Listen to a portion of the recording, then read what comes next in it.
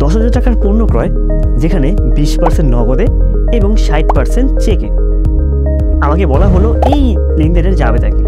এখন যদি আমরা নগদের 20% এবং চেকের যদি আমরা 60% যোগ করি তাহলে পেয়ে যাচ্ছে 80%। 20% কই গেল? যদি এক্সামে এরকম করে দেখা যায় যে 20% বা 30% কোনো কিছুর কথা উল্লেখ করা নেই, ধরে নেওয়া লাগবে ওই পার্টটা ধারে লেনদেন হয়েছে, তাহলে এর জাবেদা হয়ে যাবে কি বলতো? ক্রয় হিসাব ডেবিট, এটা হবে ফুল 10,000। নগদের হিসাব হবে ক্রেডিট। 10,000 টাকার উপর যদি আমরা 20% করি তাহলে বের হয় 2,000 টাকা। ব্যাংক হিসাব ক্রেডিট, এটা হবে 10,000 টাকার উপর 60% করলে বের হয় 6,000 টাকা এবং বাকি 20% সেটা আমরা ধারে করায় পাওনাদার হিসাব অথবা প্রদত্ত হিসাব হয়ে যাবে ক্রেডিট। 10,000 × 20% সমান 2,000 টাকা।